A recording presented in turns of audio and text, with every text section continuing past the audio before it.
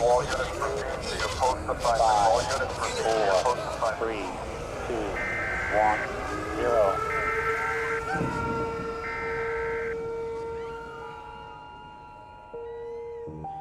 Welcome to Roundabout Creative Chaos, a podcast about people who make things and the stories behind why they do it. I'm your host, Tammy Coron, and this is episode 151, recorded on July 8th, 2026. On this episode, Kaine Korp Kulczak. Korp is an artist, educator, and the founder of Korp Academy, an online community that helps people rediscover their creativity through drawing. Instead of chasing perfection, Korp encourages artists of every skill level to pick up a pen, embrace mistakes, and build confidence by creating without fear. We talk about why he teaches with pens instead of pencils, how embracing imperfections can unlock creativity, what it took to grow Korp Academy from local workshops into a worldwide community, and why finding your own artistic voice matters more than drawing the right way. Are you ready to talk tech, music, arts, and zombies? I know we are, so grab your crossbow and let's get this episode started.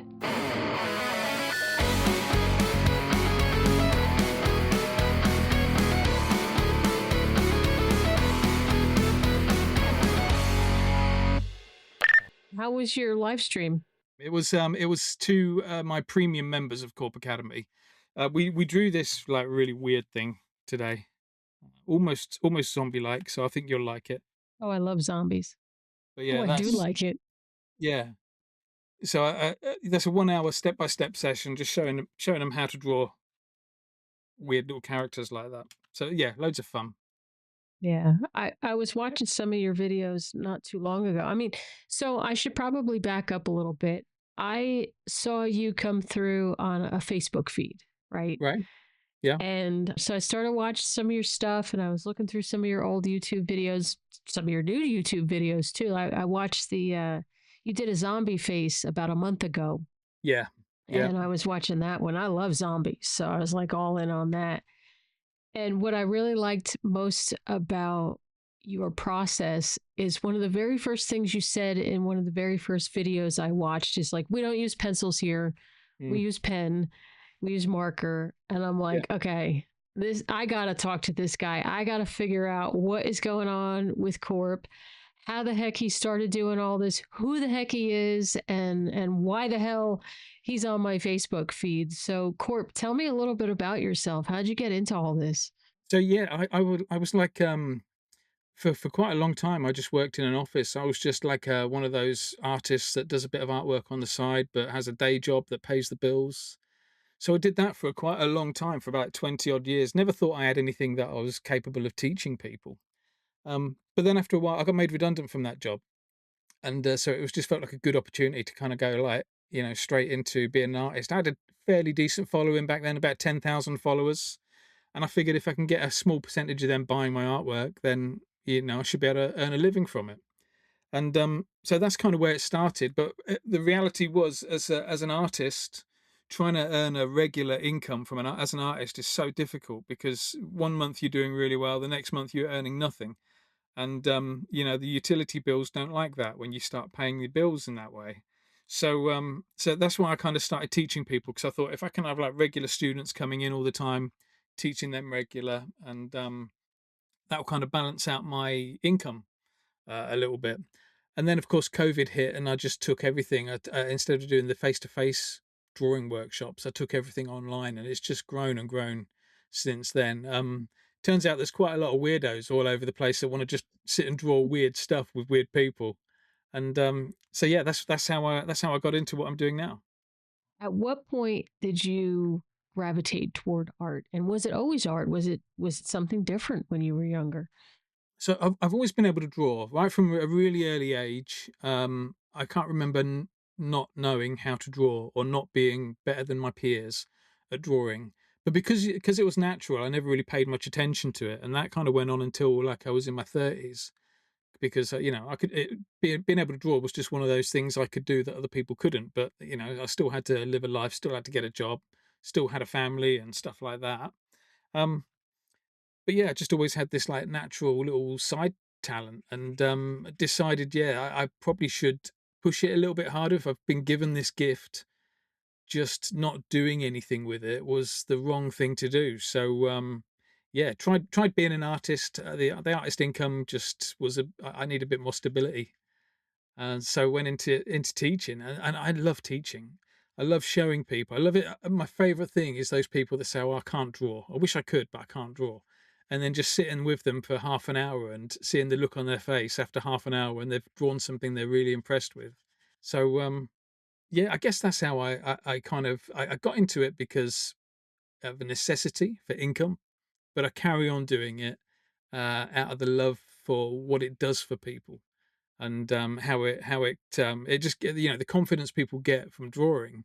They just take that out into the real world, and they're confident in the real world as well. And I love that kind of the way that the two things work together. Do you think you're teaching people less about art and drawing and more about having confidence? Because I get that a lot from people. They're like, well, I'm not very creative, or I don't know how to do this, and I need a lot of training to do that. But, like I said, I've been watching your videos now since you popped up in my Facebook feed. And I'm like, this guy gets it. Like, it's not about traditional teaching and Mm. going and getting a fine arts degree. It's about giving yourself permission to do these things. Where does that sit with you? Yeah, I think that's exactly it. Now, whether I do it intentionally, or whether it kind of whether I stumbled upon it by accident, because I'm not a trained artist. I couldn't tell anybody how to layer watercolor paints or how to shade in with pens in a more technical manner. All I can teach people is how easy I find it, and the shortcuts that I find, and just passing that on to them. So there's nothing highbrow, there's nothing technical about what I'm teaching. And I recently did a blog post, and it was titled "It was never about the drawing." And that was the whole point of that blog post, was just saying that it's the drawing is like a byproduct of what we're actually doing, or maybe the other way around is like you do the drawing, but the things that happen because of the drawing are the real growth areas. Everybody can we can all draw a zombie, because every wrong line in a zombie looks great because it's got like a wonky jaw, or it's got an eye that's massive or something. It all looks great that way, so we can all draw that. But yeah, just giving people that confidence, or giving people that permission to go and draw something that's messy, or to draw like a kid. We recently had something in the community called Juvenile June, and it was all about just going back and drawing like a kid. So most of my students are adults, and it was just giving them permission, just saying to them, right, your task this month is go and get the cheapest crayons you can find, and just draw like you're a kid again. Draw those houses with the square windows, draw those stick figure families, and stuff like that. And it was really kind of, I think some people just need that. They need somebody who's like seen as a professional in the field to say, yeah, it's okay to do that. And it's okay to go and sit in a coffee shop, and it's and to draw instead of just sitting there and chatting or being on your phone. um, and I think that's why what I do well, and I make mistakes really well as well. So I love making a mistake. I love it when things go wrong in a live session with my community, because I love showing them face to face or firsthand how easy it is to fix stuff, and how just because something goes wrong, just because you've drawn something and it's starting to look terrible, doesn't mean you should quit on it, or just and then being able to give people little ideas on how they can get over these mistakes. So yeah, I don't know. There's a little bit of everything in there, I guess. There is, because I know that for a lot of people, myself included, you start with you box everything in, right, the larger shapes, and then you refine that.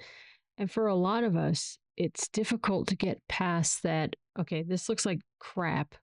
How do I take it from just these basic shapes to something that's worthy?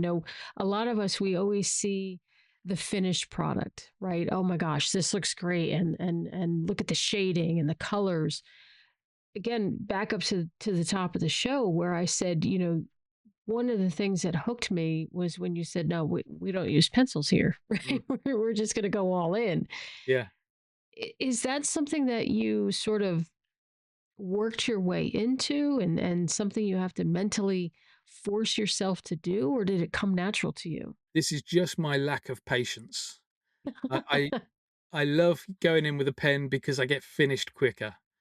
And what I tell my students as well is that you'll make more mistakes with a pen. You'll definitely make more mistakes, but you'll learn a lot faster.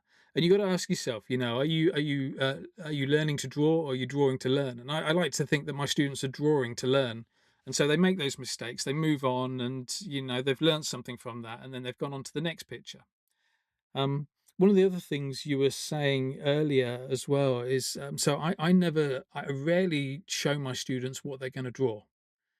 So we'll start off a live lesson, and it will be right. We're going to draw a zombie face today, and that's all they'll get. They won't know what it's going to look like, so they've got no like idea in their head of what it should look like when it's finished. All they'll know is their version of the drawing is the only version of the drawing they've seen, so they've got nothing to compare it to. There's got no mistakes they could potentially make. Um, so I definitely do that on purpose to kind of get rid of those inhibitions. I also, one of the things I frequently tell people is that your artwork's supposed to look pretty crap halfway through. All artwork looks crap halfway through. It's only like, if you're drawing for an hour, it's only like in this last 10 minutes or so that it starts to come together and starts to look good. So it's educating people that to have a little bit of patience with their drawings. When you're thinking about the lessons that you want to do with your community, how much time goes into your pre-thought? Like, do you know that you're going to be drawing a zombie face, or you're like, let me put a mark on a paper and see where it takes me? I have a 6 week plan. It's called a 6 week plan. Now in my head, that means 6 weeks ahead of the workshop. I've planned out, I've done the lesson plan, I've done all the steps, I know what I'm going to draw. The reality is the 6 weeks plan is normally like the day before the lesson starts. That's when I start planning out what I'm going to draw, and the steps for it. Um, and I kind of like that, like last minute. I work very well last minute. I don't. If you give me a really long deadline, I'm going to use the entire long deadline. If you give me a short deadline, I'll hit the deadline and I'll do okay with it. So I kind of, yeah, I do leave things to the last minute. There has been occasions in some of these lessons where like 15 minutes before the lesson's due to start, I'm looking, thinking, right, what we're going to draw today, and I'm coming up with a concept. Then usually it takes about an hour to come up with a concept, and to plan out all the different stages of what we're going to draw and when we're going to draw it and why we draw it. And I usually do it like the day before, but yeah, it can be anything from like 15 minutes before. But I encourage a bit of spontaneity in the work as well, so even though my lessons are step by step, towards the end everyone's just going off doing their own thing, so it's like I'll kind of get them going along this route of getting this drawing done, but you're not meant to carry on copying what I'm doing all the way through. Towards the end you get fed up with me and you want to go and do your own thing, so I encourage that quite a lot as well. And I think if I have it too strict of a schedule, or too strict of a plan, then we kind of lose that a little bit.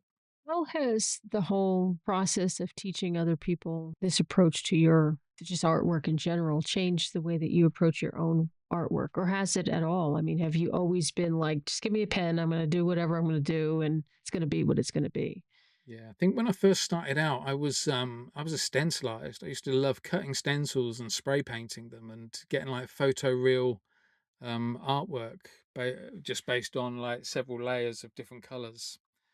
Used to love that. And then a friend of mine, Miss Wah, she was a marker artist, a really well known Posca artist on YouTube. She's got a huge channel, and she introduced me to Posca pens, and we both went to this one paint jam, and she was doing stencils and I was doing marker pen work, and it was like we just completely swapped over. And I think that was the point when I was like, okay, I really like the convenience of marker pens. How you can just have a couple of marker pens in your pocket and you can go anywhere and you can draw. You don't, there's no setting up an easel, there's no mixing up your paints, there's no getting your oil and your mediums and combining them all. It's just get a pen out, start drawing straight away. So I love that convenience of it.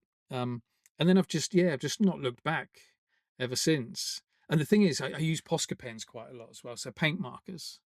So they behave in a really nice way where they'll layer up. So if you do make a mistake with a paint marker, as long as you wait for it to dry, you can just get on it with a white, and you can go over the top of a black with a white and make things disappear, or you can hide it underneath layers of paint. So it's very it gives people confidence that if they do make a mistake, there's a nice easy way to fix it because of using paint markers. So that's another reason why I like using paint markers and Posca pens. You think that you can do the same type of artwork in digital painting with layers, or because I know when I'm messing around with any kind of digital stuff, I'm horrible. I'm like, "Ah, I'll just put this layer out. Nah, I'll just put another layer. Ah, put another layer. We're fine." Before I know it, I got like 50 layers of stuff. I mean, I feel that there's some sort of discipline that comes with using marker pens. No, I do enjoy doing digital artwork. I use Adobe Fresco. I do loads of stuff like that. Part of the small part of my community is called Digital Doodle Club, where we teach people how to animate with Fresco and things like that. And we often take the stuff that I'm drawing with a marker pen and then just kind of make it digital. So draw it digitally and then just take it to those next steps. Animating it, which you can't do with marker pens. So I do like both. My main thing is though that with digital work, the same with pencils, is there's an undo button. You can go back if you draw something you don't like it. You go back and you're starting again. You're constantly going in a loop, and that's the same with pencils. If you draw something with a pencil and you don't like it, you can rub it out and you're starting again. But you're never actually moving forward all the time. And I'm all for getting people to move forward all the time, and even if it makes them a little bit uncomfortable. Um, I'd rather they did it with a pen, made a mistake, moved forward, or figured out how to make it work. Those slightly misplaced lines, figured out how to make them work, rather than rubbing it out and drawing it out with a pencil again. And that's not to say that when they've done a ton of my lessons and they want to do their main piece and they want to put a bit of effort into something, that they shouldn't pencil it out, because they definitely should pencil it out at that stage. But when you start penciling things out, when you've got all that background knowledge of how to go straight in with marker pens, everything just becomes a lot simpler and a lot easier. I think the best example I can give is like when I first started spray painting. You can get like high pressure caps and you can get low pressure caps. And the high pressure caps, it's like painting with a fire extinguisher. The paint just comes out of the can so fast. Really difficult to control, really difficult to get any decent, tidy lines and stuff like that. But if you can master those high pressure caps, as soon as you go to the low pressure cans and the skinnier caps, everything becomes a lot easier because you've already done the difficult bit. And I think that's the same with what I do, is like going in with marker pens is the difficult bit.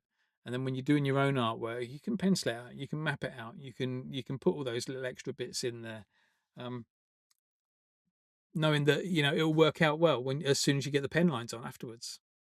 What about quote unquote, we hear the rules of art like perspective and anatomy and technique yeah, you see, you're making the face I make when I think about Yeah, that, yeah. right?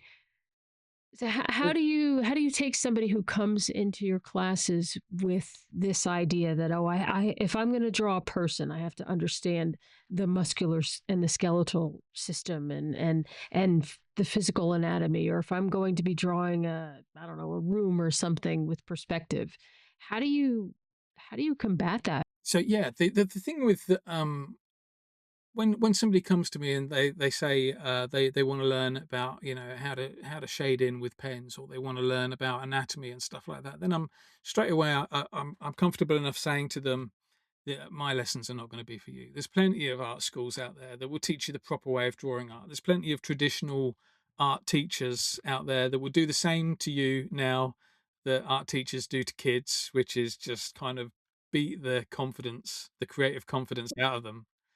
And I'm just not going to do that. I don't care if you're drawing an arm and it's got three bones. I know an arm's got three bones, but you know what I mean. If you're drawing an arm and it's got like three bends in it, I don't care about that. If you're drawing a face and it's got three eyeballs, I don't care about that. We'll just work with it. So I like doing this like more non-traditional stuff. I like it being very unorthodox, because it just sits well with people.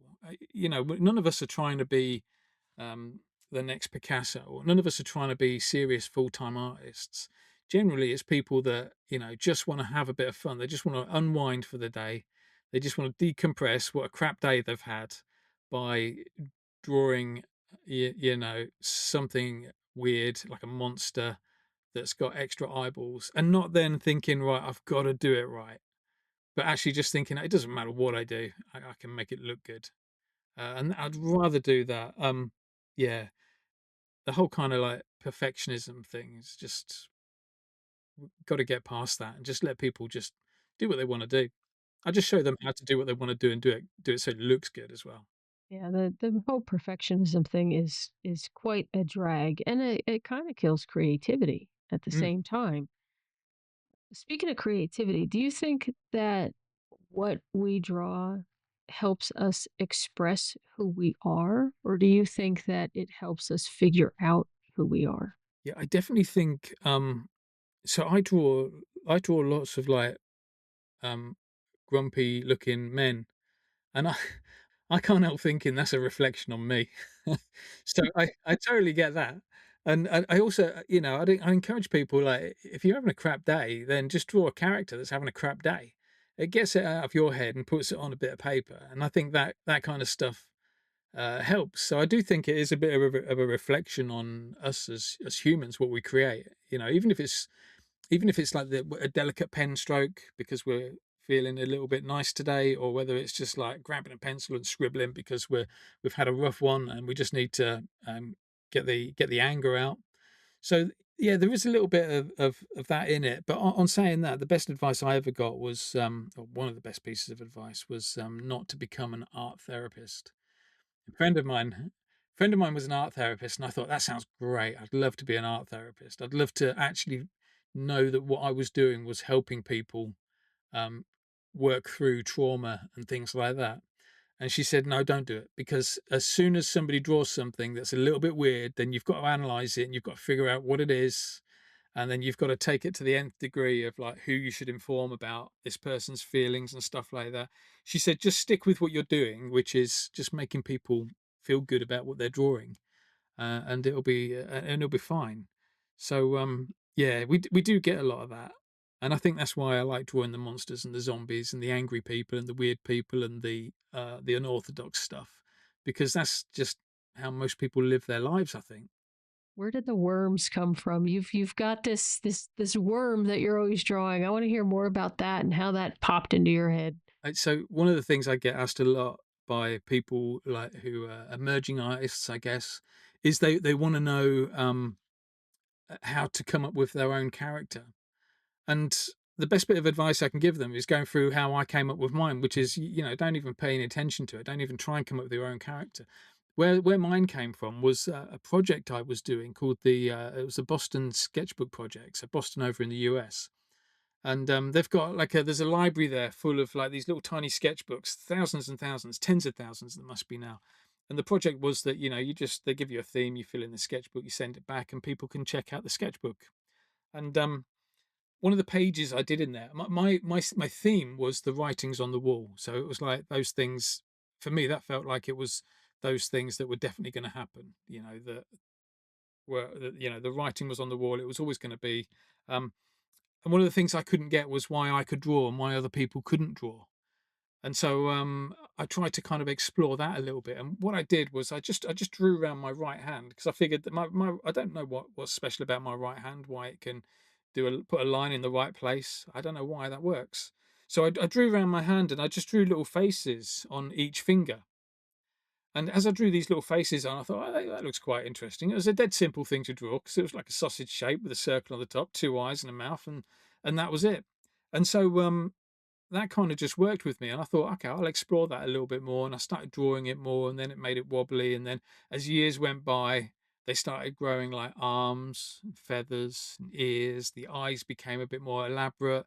Used to get loads of line work coming out in the bodies as well, because I love a bit of line work, and a bit of mark making, a little bit of pattern making, like Zentangles kind of stuff. So, and they just kind of developed from there. And then they started going color as well. So the big feathers in the ears had like all these rainbow colors coming out of them, which just looked really impressive. They looked less and less like fingers as time went by. I never named them corp worms either.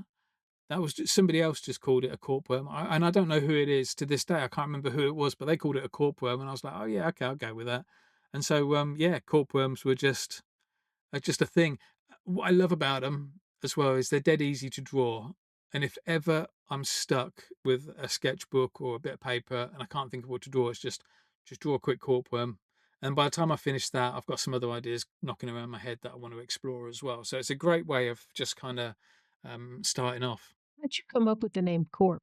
That was when I was working in an office. So I said I was working in an office for like 20 years, Yeah. not really pushing the creative side at all.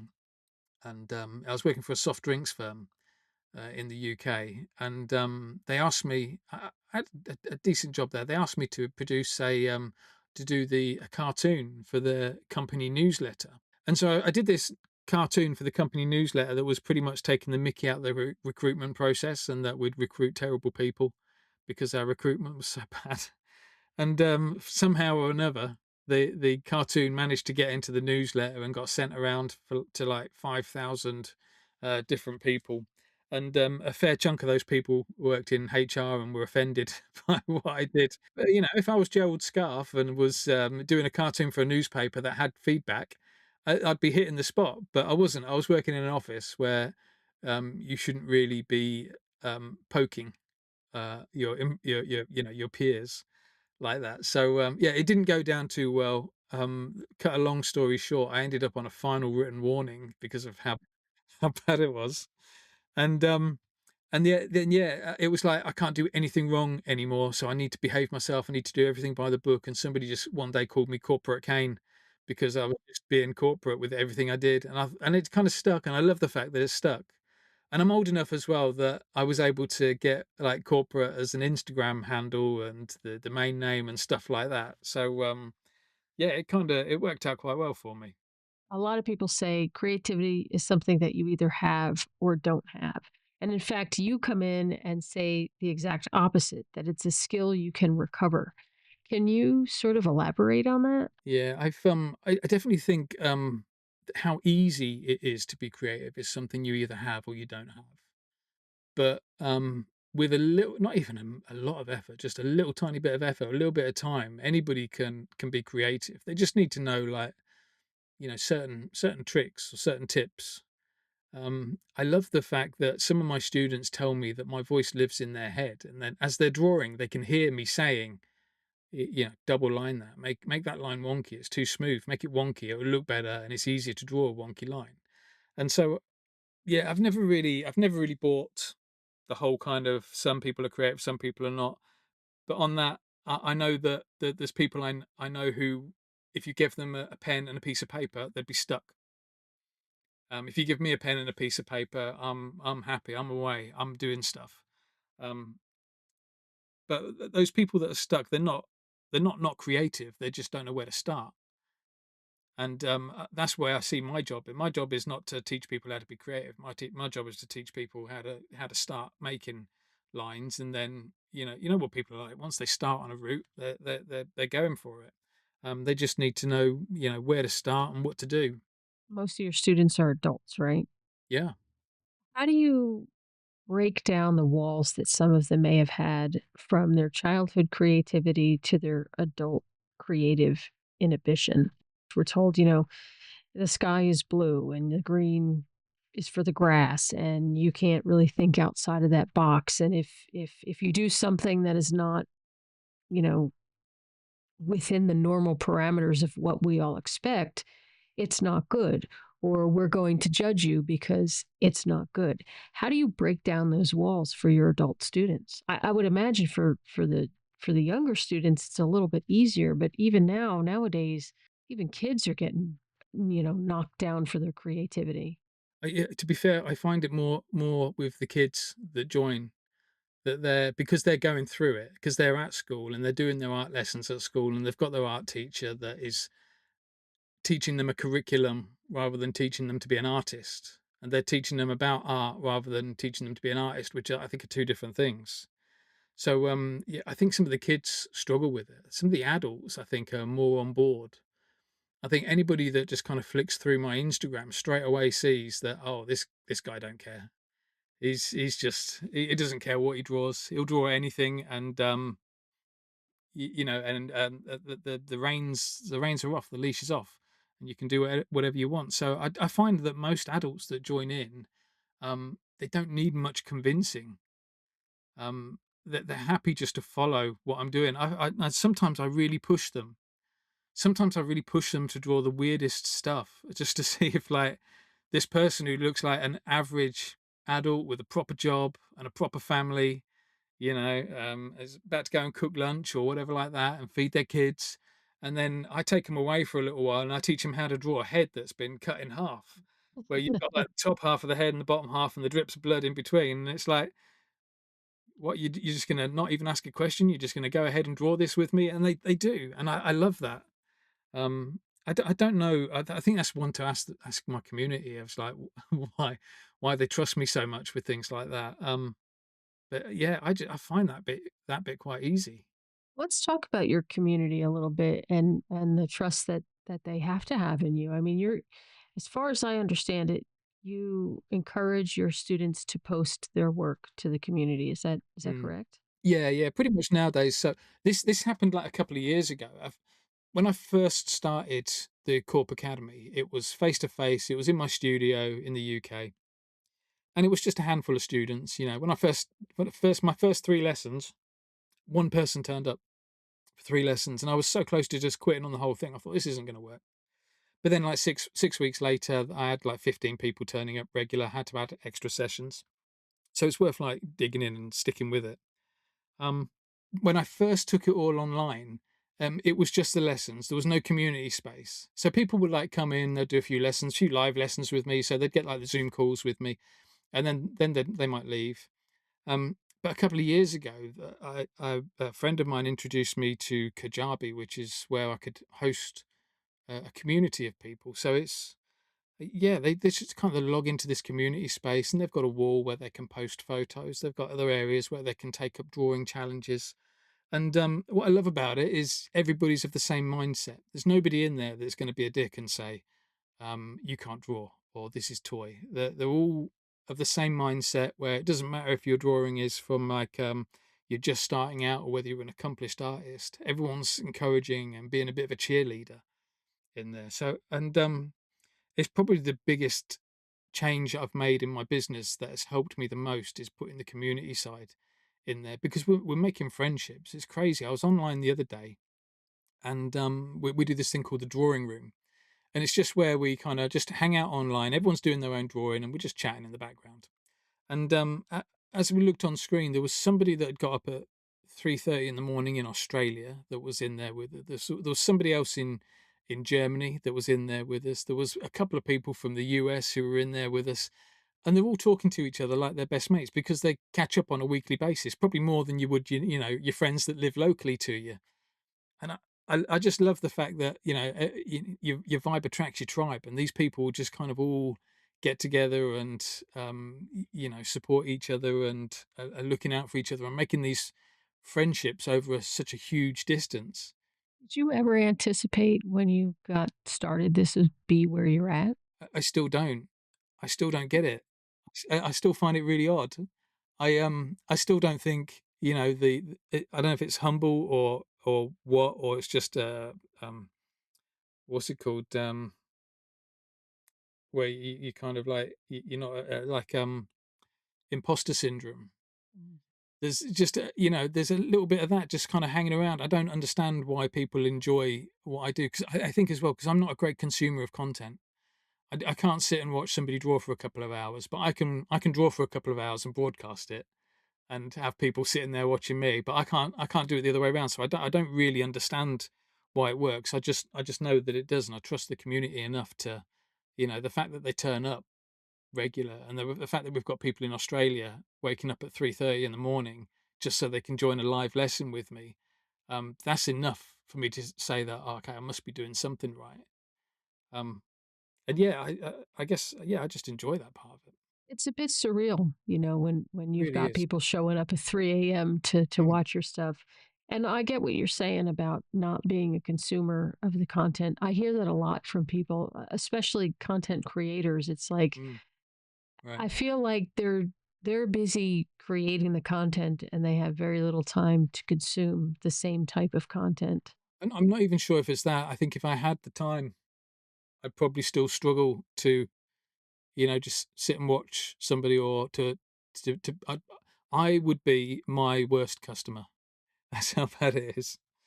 But but yeah, I guess, there's people out there that enjoy consuming. There's people there like me that enjoy producing the stuff, and it's just making sure everyone marries up like that. It's a natural balance of things, right?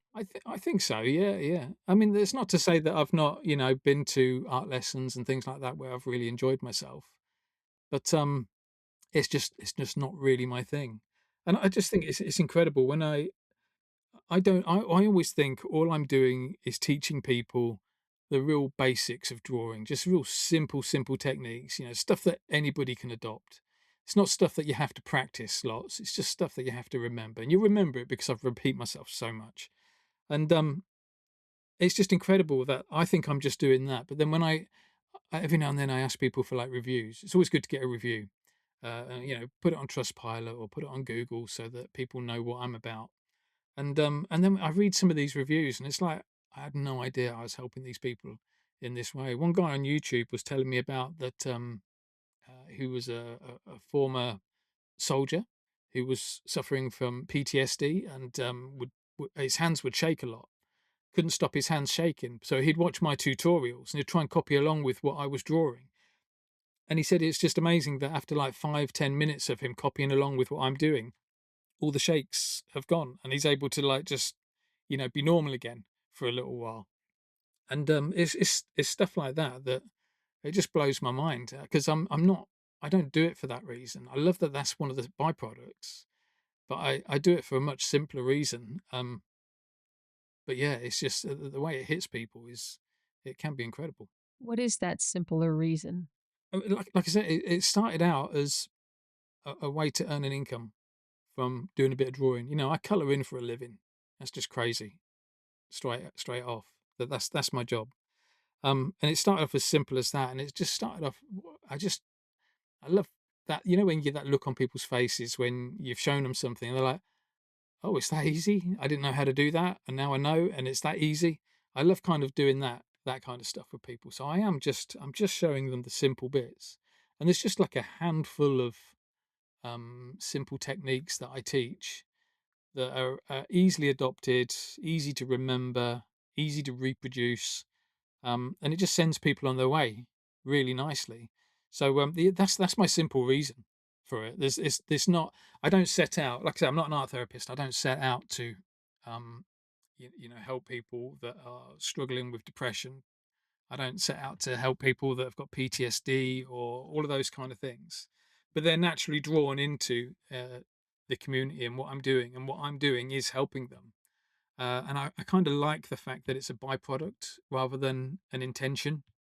Yeah. So it's kind of underlying rather than, as soon as, I don't know about you, but as soon as somebody tries to coach me, I call it out straight away. As soon as they're there, as soon as they're looking at me, it's like, so what do you think you should do in this way? And I'm like, I don't care what I think I should do. Just tell me what I need to do so I can get it done and we can move on. And so I hate it when people are trying to coach me and trying to fix my way of thinking. So I kind of like this like accidental confidence that people get from drawing along with me. Still find it hard to believe that what you've built and how much of yourself you're putting into it just came out of a need to find a way to make money. Like it strikes me odd. I have talked to enough people where, yeah, it's good. I need money, but there's some sort of underlying fulfillment that you must be getting from this. I mean, you could go get any job and make any amount of money. You could probably do other things and make more money, right? You seem like a very smart and talented guy. There's got to be something beyond just the money for you here. Definitely, yeah, yeah. I mean, it started out at that point. It started out, and I'm really proud of the fact that I can earn a living. That I see so many creative people out there that are better artists than me, um, can draw better, can paint better, but are really struggling. So I'm really pleased. I'm really proud of the fact that I've been able to kind of earn a living from it. So that is kind of a thing for it. But I love being creative, and I've always said art's a team sport. My favorite thing is getting together with other people who are artists and just drawing with them, just sitting and drawing with them. So anytime I get an opportunity to manufacture a something where that happens, that's like perfect for me. So not only is it, it's a job. It's not a job because this is what I'll do. It's not a job because I'll never retire from this. I'll do this until the day I die. And so it's not like the office job I had where I couldn't wait to retire and I couldn't You wait. couldn't wait to die. I couldn't wait to die. Yeah, that's how bad it was. It's not like that. No, it is. So it does. It's just a naturally built-in thing. The same way as you like naturally breathe, you naturally know when you need to go and eat, and you need to feed yourself and stuff like that. For me, it's a natural thing that I need to create something. I need to draw something. Um, yeah, and I don't know what drives that. And I know other people have got it in it and in them, and I think suppressing that is what causes a lot of issues with people. That they have those ideas, they just don't know how to get it out of their brain onto a piece of paper or into a real form. Um, if I guess if I stopped earning money doing this, would I carry on doing it? And I probably would. Yeah, there's certain sessions that I do where I just hang around with other people that want to be able to draw, and I really enjoy doing that. It's just it's just good fun. It's just a really nice way of living life. I've done my 20 years in an office, and it's time for me to like go out and enjoy what I do. Let's talk about some of the tech surrounding Korp Academy and how you got that started. I mean, you got a YouTube channel. You've obviously got equipment to focus on your hands when you're drawing. You've got the equipment for the website and for people to share their work and communicate with one another.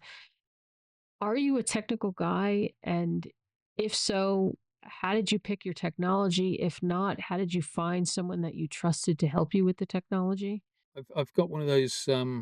So what is it like? Creative people with left-sided brains, and it's all kind of firing off over on the left side. But I'm also really good with numbers as well. I used to be a data analyst, so I love a spreadsheet. And but the thing is, with those spreadsheets, I couldn't just do a spreadsheet with a bunch of numbers on. I had to do a spreadsheet that had like all the pretty graphs and charts and stuff like that. So they were more like infographics. So I've got both sides of my brain are kind of like always wanting to do. I love the technical side of trying to get things working. I love the algorithm game on social media. I love playing that game of trying to figure out what's going to work on social media and what's not. And not everybody does. Not everybody can be bothered to post a photo and stuff like that. Whereas I'm not just posting a photo. I'm trying to figure out what I've got to say in there that's going to make it resonate with people and stuff like that. So I like figuring things out. So I guess I've got like a troubleshooting brain. I've not got any training in any of this. I've got like I've got a top-down camera on a proper rig across the top so that you can see what I'm drawing. Obviously got this face-on camera, a nice expensive DSLR camera. Got the two monitors here, a mic, drawing board. Everything's kind of set up now for like a proper broadcasting station. But when I first started out, it was in the corner of my lounge. I'm in my studio now. It's a little bit Ready Player One, my studio, but it is like like a tin box in my garden.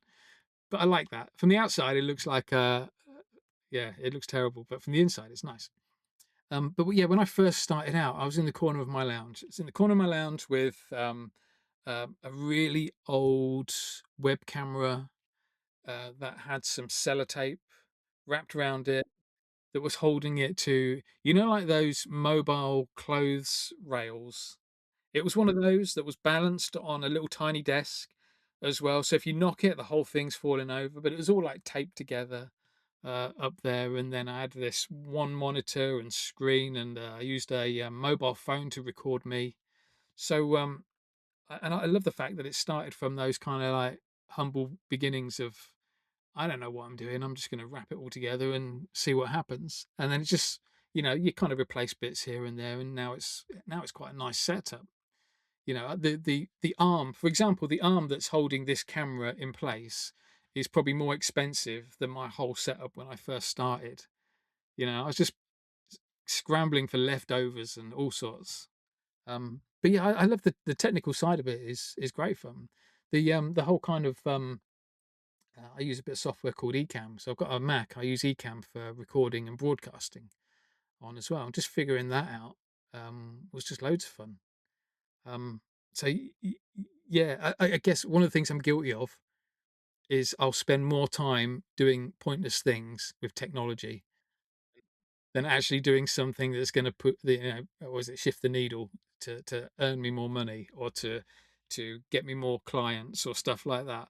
I'll quite happily sit there for a couple of hours just repositioning like I've got the logo up here in the corner over here. I'll happily just sit there kind of, right, does it need to be 6.5 degrees or 7 degrees?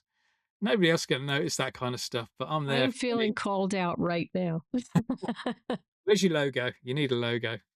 Yeah. Yeah. It's here somewhere. It's up in the top. You just can't see it. But yeah, that's I do I love the technology side of it. I love the algorithm. One thing that did happen to me as well, and this might happen to a few other people, is with my Facebook account. When I was working in an office, I had quite a decent Facebook and Instagram following. It was about 10,000 people, and then my page got hacked. But and I know it got hacked because um the profile picture, when they sent me an email saying you've been banned, my new profile picture was a picture of the guys from ISIS in the back of a truck with the ISIS flag and stuff like that. I was like, wow, that's definitely not me. So I've been hacked and something else has gone on. And didn't matter what conversation I had with Facebook about it, they couldn't see where the weird drawing stopped and the terrorism started. There was no they didn't just couldn't see that, so I ended up losing the whole page, losing my profile, losing my Instagram, losing everything. And I thought, well, this isn't great because I'm I'm now a full-time artist. I need a social media following in order to get by. It's a big part of business nowadays. And but my only option was to start again. I started again, and within a year got up to like 100,000 followers, which was like 10 times what I had before. And it just, I don't know where it came from and I don't know what I did. But I guess my message there is like, if you lose everything and you have to start again, that shouldn't stop you. Just start again because you just don't know what's going to come from there. And I'm pretty sure that if I'd carried on with my 10,000 followers, I'd probably be at about 15 by now. Whereas for some reason, losing everything, starting again, got me up to 100,000 within about a year. And I think I'm at like a quarter of a million followers now across social channels, which I, it just feels crazy to me that I've got to that stage. Did you take a different approach the second time around? Because obviously the algorithm worked on me. You popped up. I'm like, who's this guy? Like I never heard of you before. But then I was immediately hooked based on what you were posting. Yeah, I don't know whether it was just a clean start that maybe worked for me. I don't know what it was. I wasn't really doing anything significantly different. The only thing I did do, and I did this beforehand, was have a little bit of consistency. So, I definitely post at the same time most days. And because I teach lessons and I'm always teaching loads of stuff, there's always loads of content for me to post. So I was always posting consistently, but I did that beforehand and afterwards. But it could just be that clean start just worked for me. And I think reels were quite new. TikTok was relatively new, and so the other social channels were like trying to push tall format videos, and mine kind of sit nicely in there. They're quick 30-second videos of me drawing something that starts off with a blank piece of paper and then finishes off with a really nice drawing. All comes together right at the end as well. So that kind of worked. So it might have just been me being in the right place at the right time, just a little bit of luck. You do the live streams. Does that kind of freak you out having people watch you create in the moment? I love that. I no, I love people watching me draw, and I think when I was younger, the thought of people watching me draw, I hated it. But as I got older, I just got more and more used to it, and I remember going to my first ever paint jam. So this paint jam is like one of the biggest art festivals in Europe. First time I've ever been there, I was painting on a really big board, like 8 foot by 8 foot board, so way taller than me, way wider, and I was really panicking because I knew I was going to be painting in front of thousands and thousands of people as they were walking through.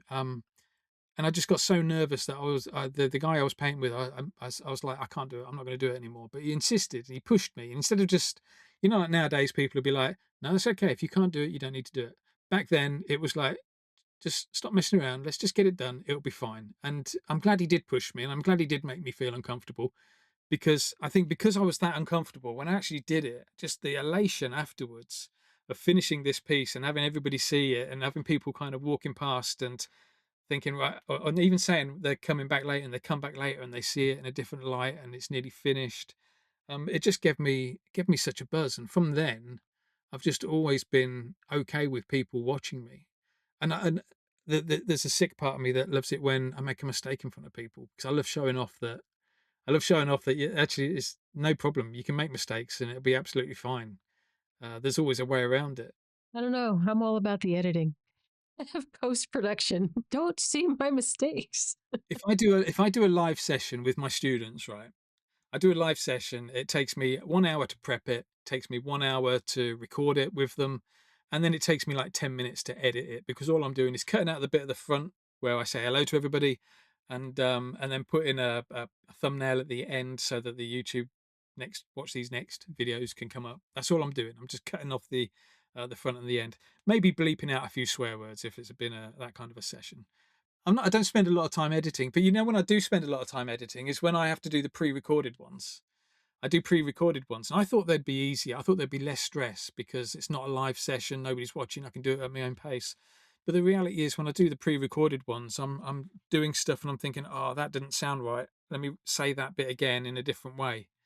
Or I draw something and I make a mistake, and I'm thinking, oh, maybe I should start this one again, because you don't want to leave the mistake in there. So I've always got I'm always like second guessing myself with a pre-recorded, and so yeah, I'm not a huge fan of editing. I'd just stick it all in there. I've still got my first ever live session I did in the Korp Academy on Zoom, and this was when Zoom was new to everybody, and it was just a train wreck of a session. Everything went wrong. I didn't mute everybody, and people didn't have the discipline to mute themselves. The camera setup was such that as soon as somebody spoke or sneezed or coughed or their dog barked in the background, that they would be the main camera on. So I was busy drawing away, showing people what to draw. Meanwhile, you've got some other person's face coming up on the video. So the whole thing's just a train wreck. But I've left it in there because it's a great example of,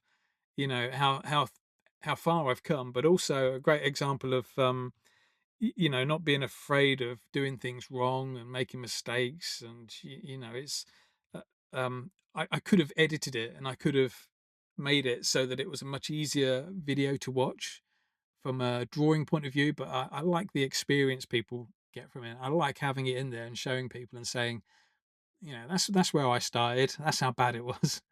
And and that I can pull off being quite professional nowadays. I think it also brings it back to giving people permission to be who they are, when they are, where they are, Yeah. in whatever step they're at. It's I kind of envy you for that. I sit here and it's like, yeah, I should be doing this live, but nope, I need a full day to edit it afterward. That's it. It does take a while, yeah.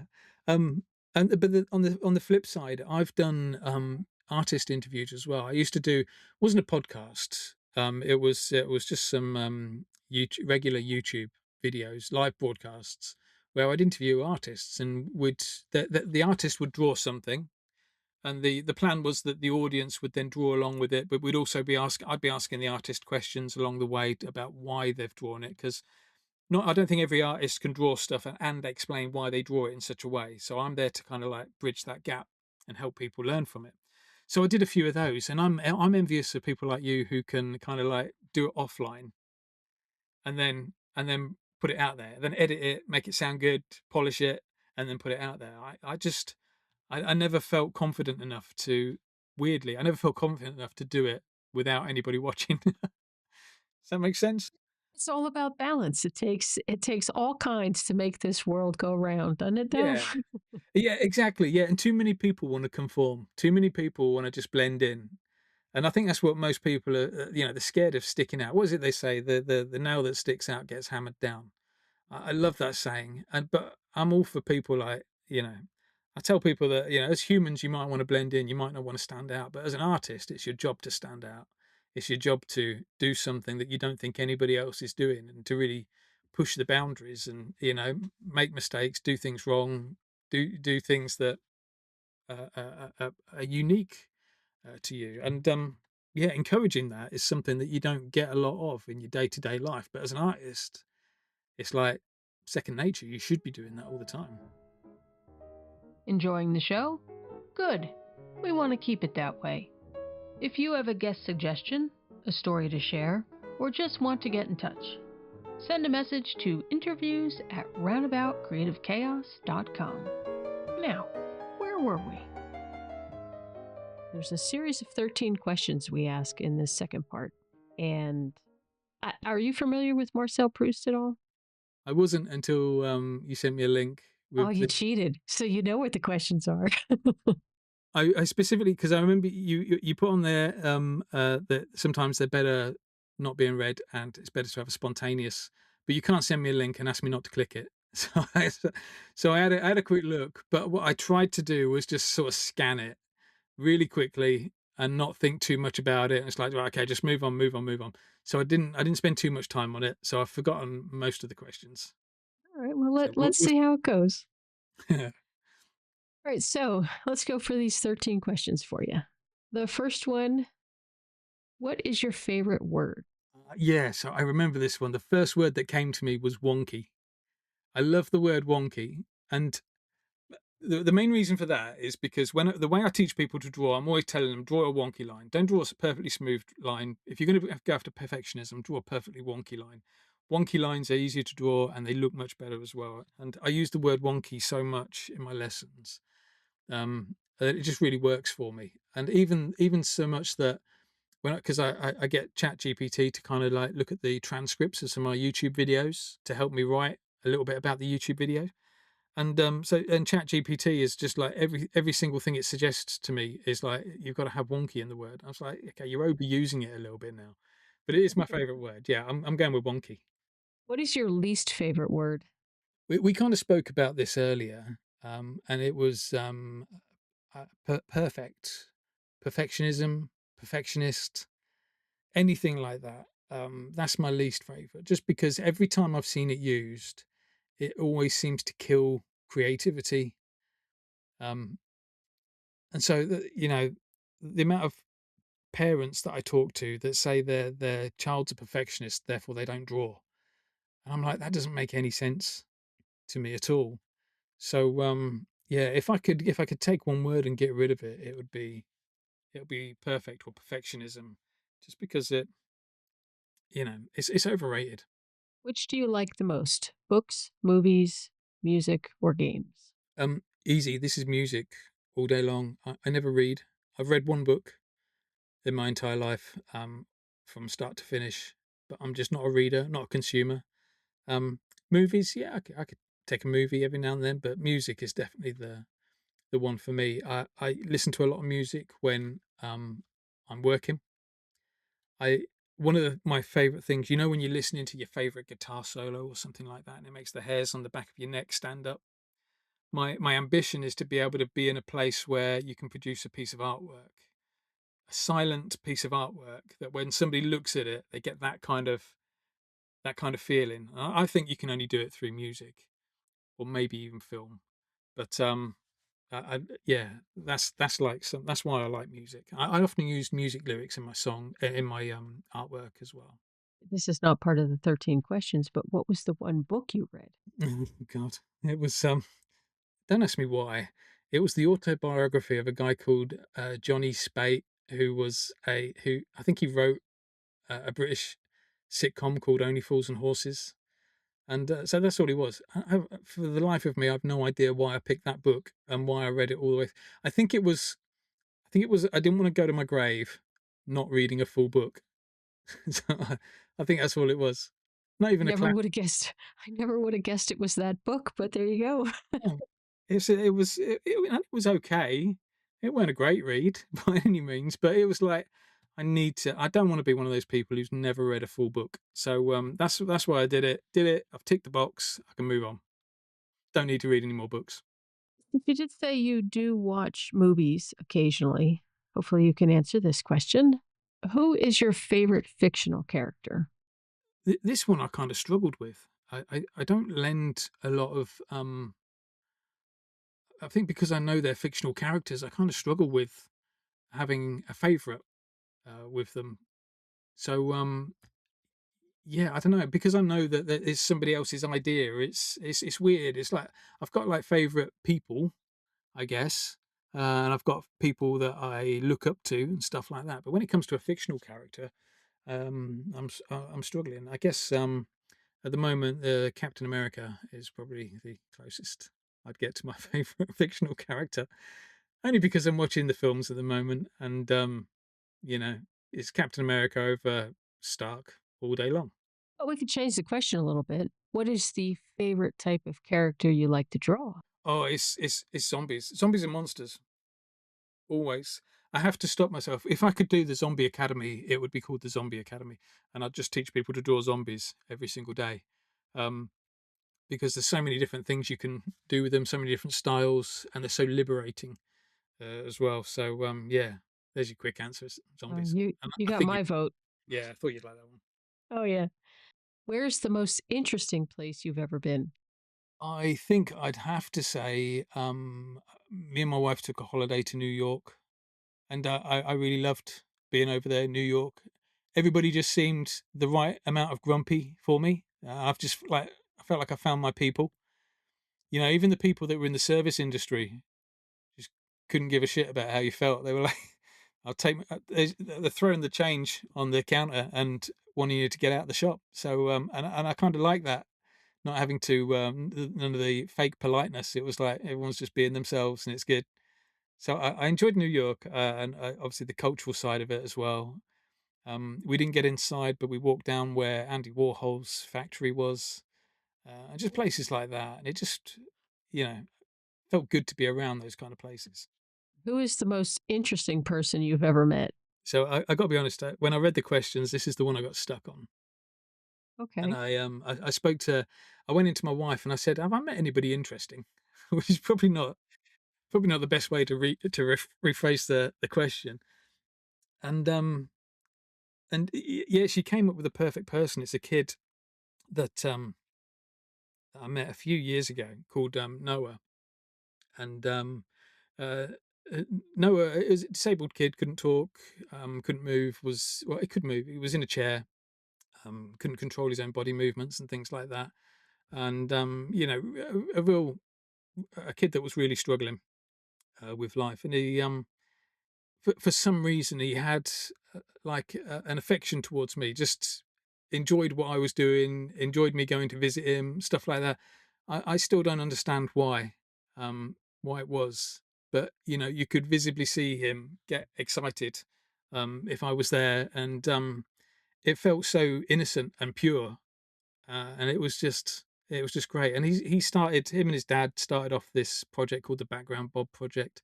So Noah was is better known as Background Bob, and there's this whole kind of art project where Noah was kind of like painting with the help of his dad, was painting these swirls and things on a bit of cardboard. The piece of cardboard that would then go to an artist. I was one of them, and then the artist would draw something that was like working with the background. And all these pieces of artwork, you know, about 700 pieces of artwork later and 3 books, they managed to raise like £250,000 for charity, for a local hospital, for a sensory room. And so yeah, this kid Noah, it was just the most interesting person I'd met. He kind of taught me to see beyond people's disabilities. Beforehand, I was always very awkward, because I didn't know how to talk to somebody who had a disability, especially one as bad as his was. And but it was just, you know, figuring out how to communicate with him. And I remember having a conversation with him, and he couldn't, you know, the words weren't coming out, but the excitement in his noises was telling me that, because I was drawing on some trainers for him, and I said, I'm going to draw some like black and white cork worms on this side, and he was really quiet.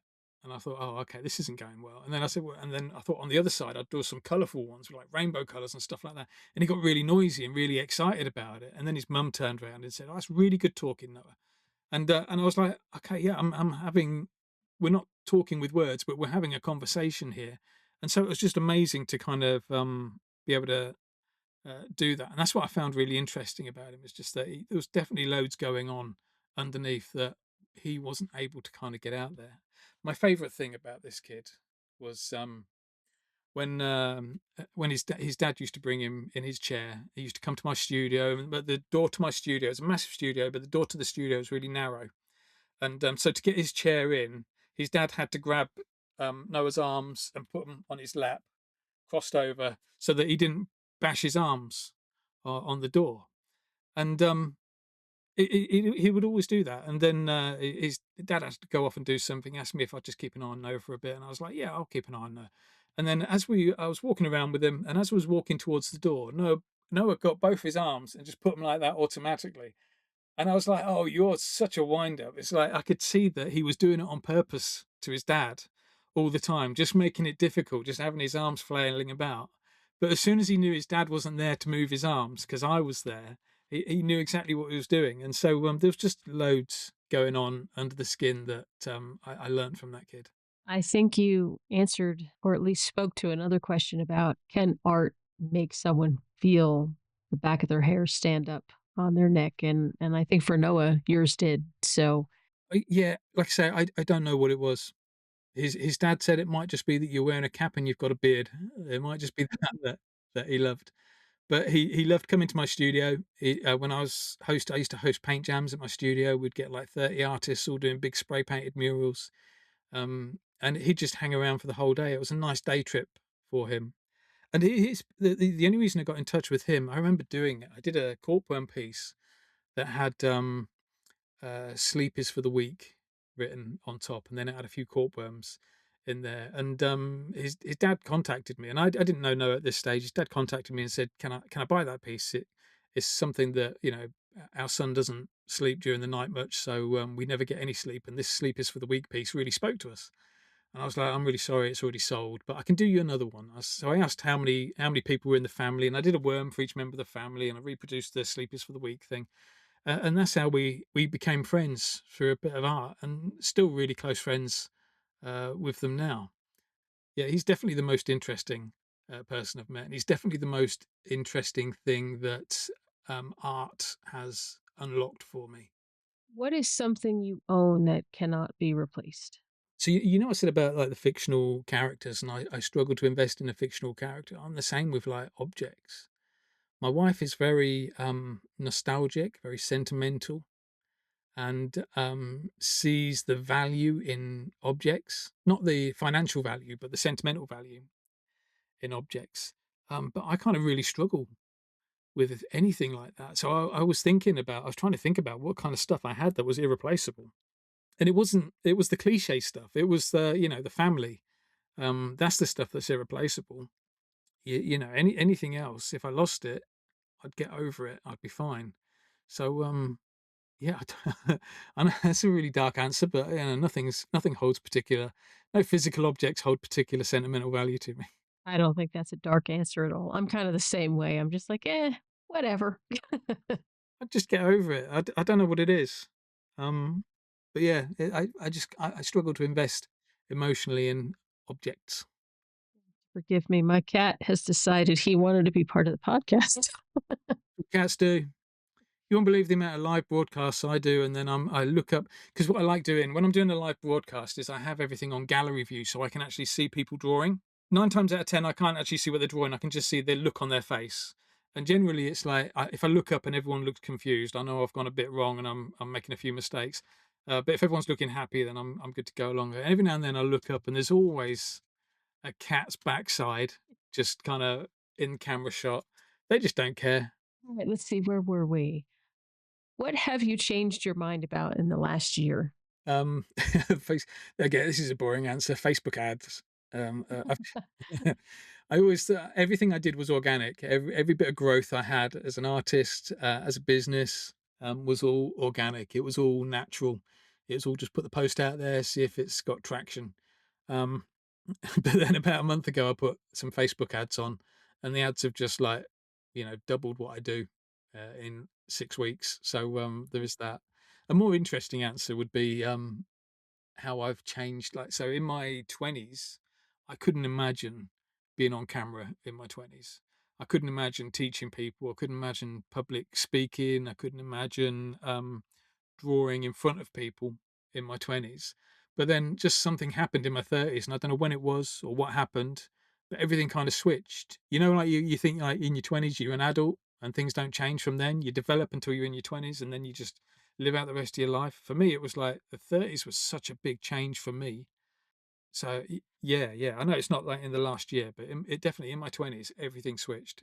Everything changed around for me. Well, your Facebook ads are definitely working. I don't. It took me ages to get my head around how they work, but now I'm like I'm working with it, and it was a long conversations with ChatGPT, knowing when ChatGPT was wrong and just telling me rubbish, and yeah, I think I'm in a nice place with it now, and they seem to work and they do the job. But I'm never going to be one of those. I don't mind like me and you have a conversation and let's talk. Let's do a podcast about Facebook ads, but I don't want to be. I'm not going to be one of those artists that tells people how to start a membership or how to do Facebook ads and to monetize that. It's just like, nah. Okay, let's see. What is the worst job you've ever had? I've not had many jobs. I started off working for my mum in a pub. That was the best job I ever had because it was nightlife.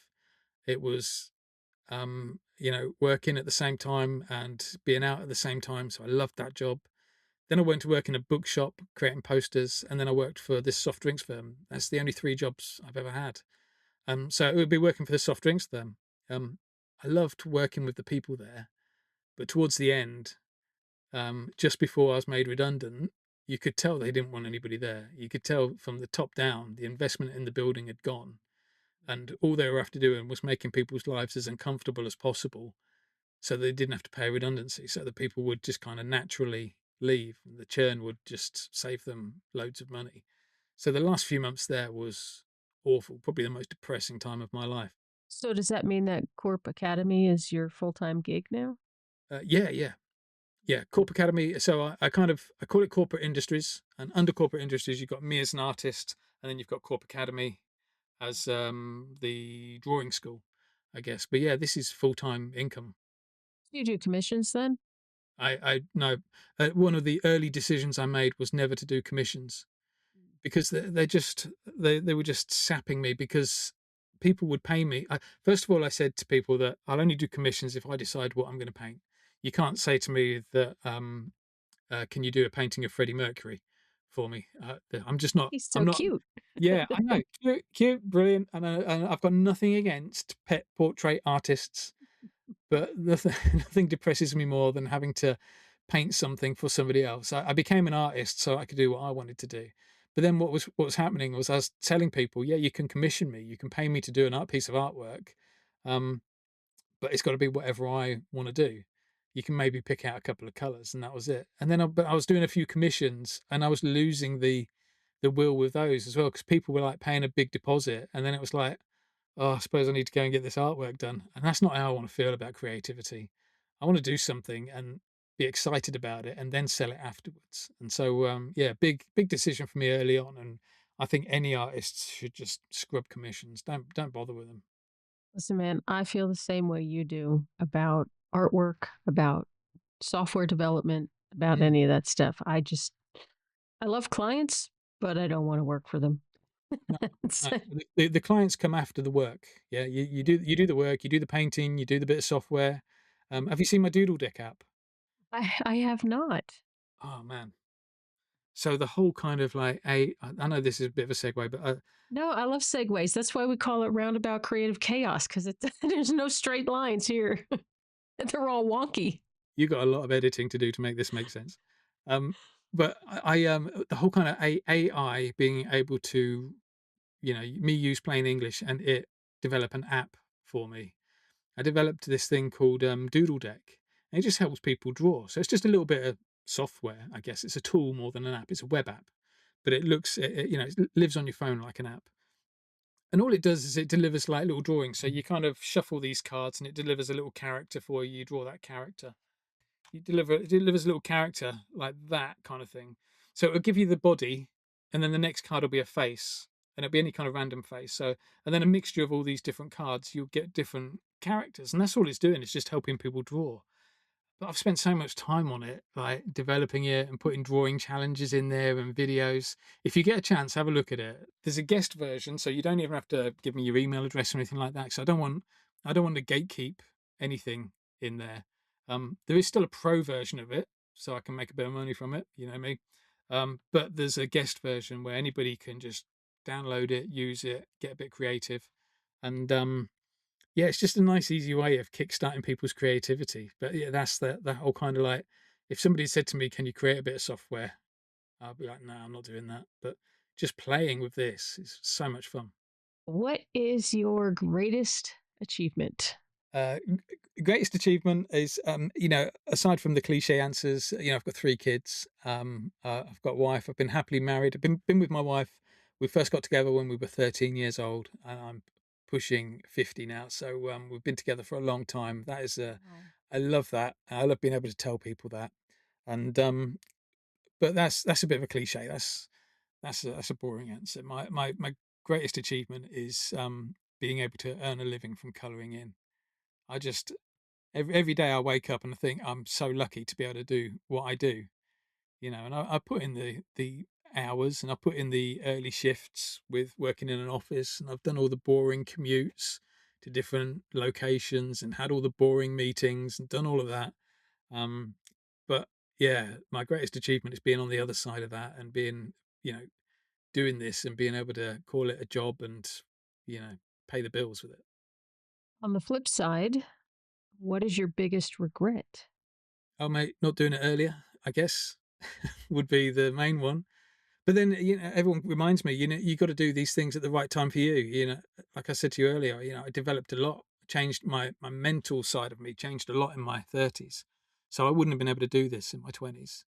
And likewise, I don't think people would listen to me as a 20-year-old because I looked permanently ill. I was so thin all the time. I looked like a kid from a Make a Wish Foundation. I was terrible. But now nowadays I'm a little bit more worldly wise and weary, and I think people will, you know join the Corp Academy when they see a face like mine. Battle hardened. Battle hard, and yeah, yes, call it that. Yeah. So yeah, I think that was a big regret. I also remember that I used to, I was telling you about I used to be a stencil artist. I did stencils, years ago before they were fashionable, before Banksy came out, and I wish I'd have carried on doing stencils as part of artwork back then instead of like cutting a few stencils and thinking, yeah, I enjoyed that. Let's move on to the next project. Let's go and do some wax painting next. I wish I'd have just stuck with stencil artist. I'd be 20 years ahead of where I am now if I'd have carried on with that. So let's jump out of the 13 questions here, real quick, for this random question. Can you explain what a stencil artist is and what they do?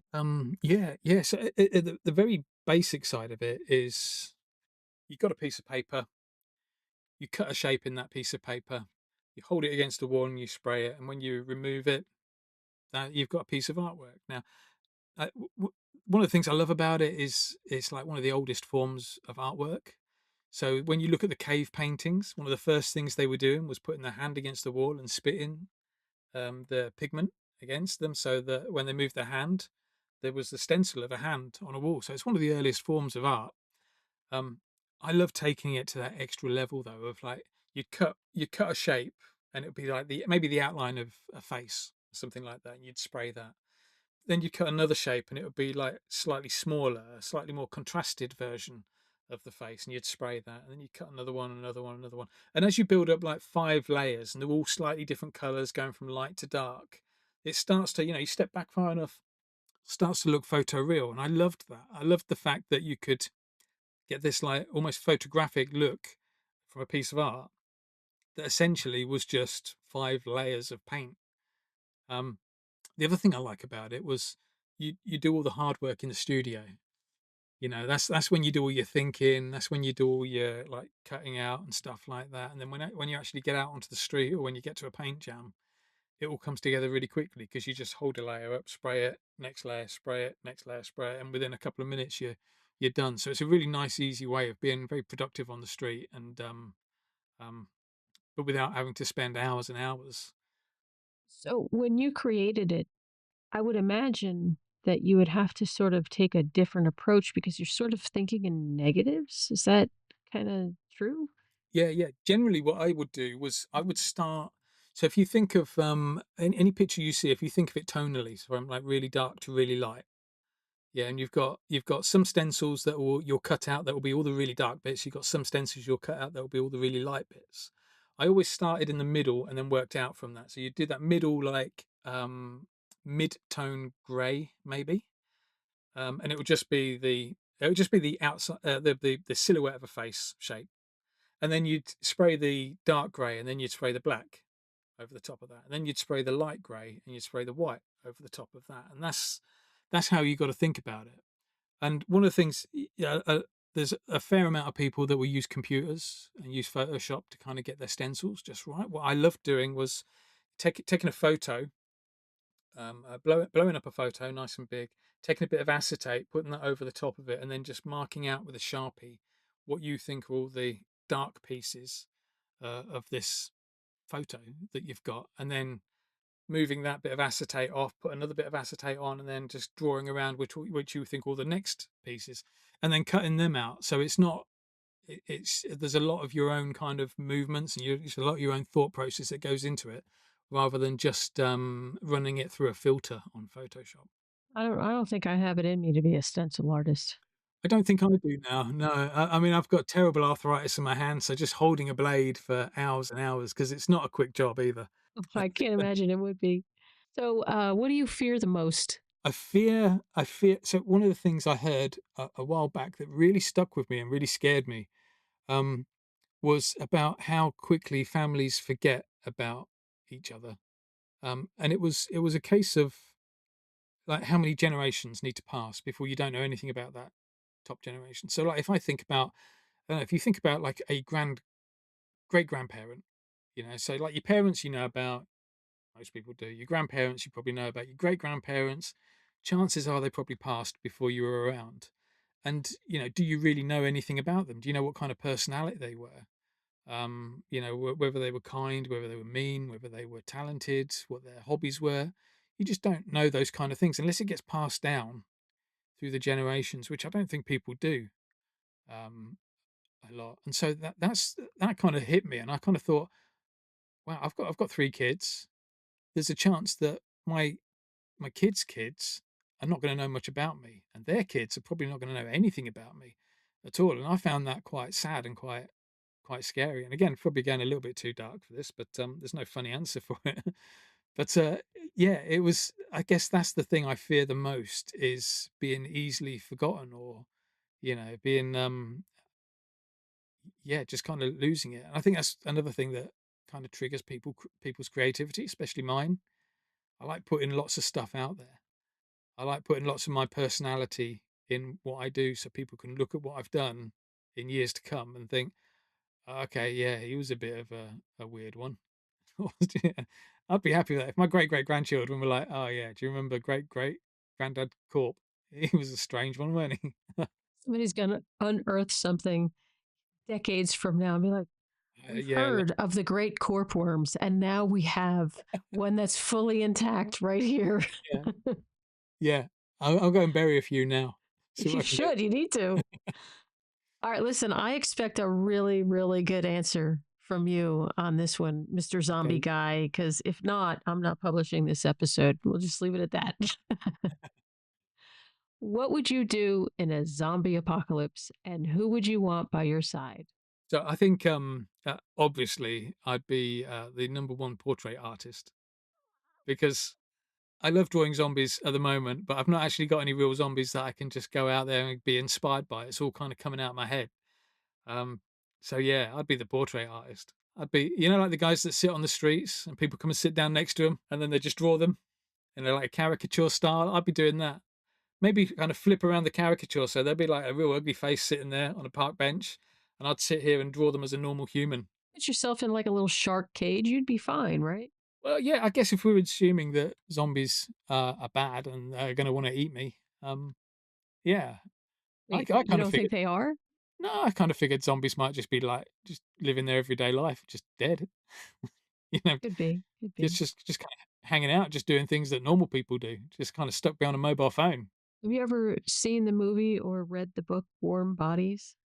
No, Okay, listen, then you need to, that's your homework after this episode is to go track that down. okay.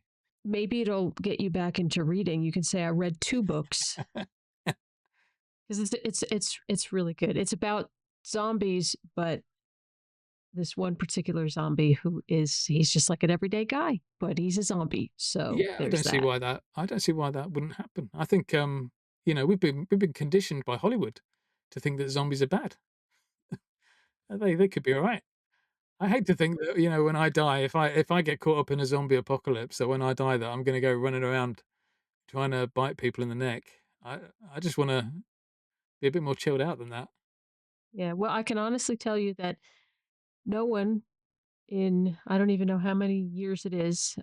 Let's see, we started the podcast in 2014. So do the math. I'm terrible at math. But in all that time, no one has ever said, I want to be a zombie caricature portrait artist Portrait on the art, street. So there you go. yeah. If there's that job, it's yours, and you are the only one who I'm the wants only it. applicant, yeah. You're the only applicant. I'll take it, that sounds fun to me. Oh, well. And the person I'd have with me would be my wife, she's badass. I if it turns out the zombies are bad, then, she can sort them out. Yeah. I mean, you all been together since what you said, 13. So if she's not there with you in the zombie apocalypse, I'd be kind of shocked. Yeah, yeah, Yeah. exactly. We'd be living, like, have you seen Shaun of the Dead? I have one of my favorite zombie It's movies. it's a fantastic film, but, like, at the end of Shaun of the Dead where he keeps a zombie. Oh, it's a spoiler for people if they've not seen it, but, right at the end, his best mate is a zombie in his shed, and so they still hang out and they still kinda do things together, but he just keeps the zombie around. That's how me and my wife would be. I don't know which one of us would be the zombie, but that's how we'd hang out still.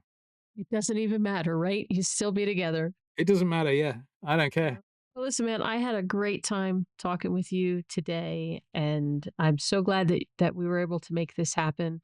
Where can our listeners find out more about you? What are you working on next? What are you on social media? Where are you at?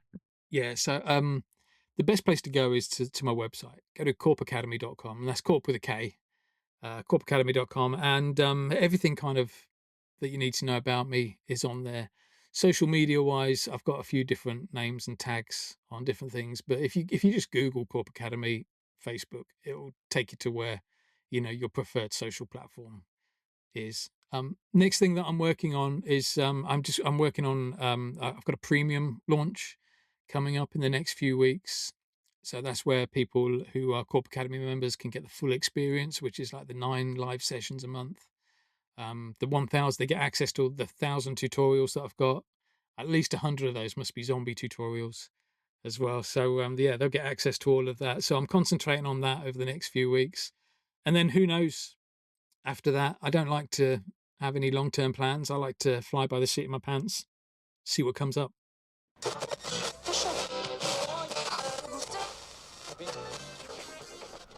If any zombies happen to get into your house, go for the brains. We insist. Do not leave your house. Thank you very much for your cooperation. I just want to start a flame.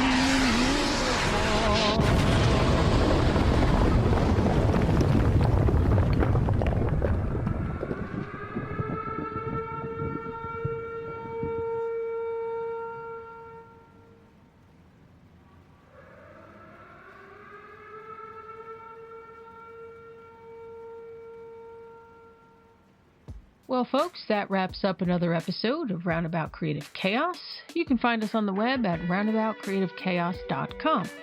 We're also on Blue Sky, TikTok, Instagram, YouTube, LinkedIn, and X at Roundabout Chaos. If you enjoyed this episode, please consider leaving a review, maybe even sending a friend our way. It's the best thing you can do for us and for them. Well, short of sending cookies. So until next time, stay sharp, keep your brains intact, and whatever you do, don't forget rule number 1, cardio.